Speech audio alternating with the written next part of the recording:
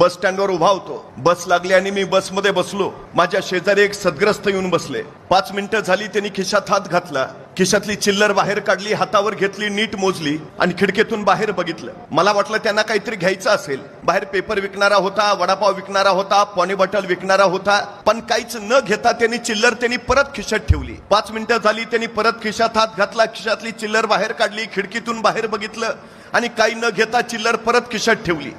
तोपर्यंत कंडक्टर गाडीत आला. दन दन दन त्यांनी बेल वाजवली आणि त्या बेलचा आवाज ऐकून ड्रायव्हर गाडीतून बसला. आणि आता गाडी जाऊ दे म्हणून कंडक्टरनं डबल बेल मारली.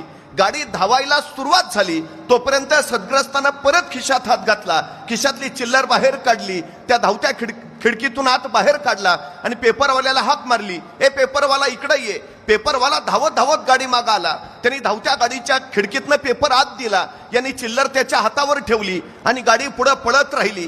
मला प्रश्न पडला, गाडी 15 मिनिटं स्टँडवर उभा होती, त्यावेळी यांनी पेपर घेतला नाही, पण गाडी धावायला सुरू झाली, मग यांनी पेपर घेतला. मी त्याला विचारलं, अहो म्हणलं पेपरच घ्यायचा होता तर गाडी बस स्टेशनवर उभा होती त्याच वेळी घ्यायचा, गाडी धावायला सुरू झाल्यावर का घेतला?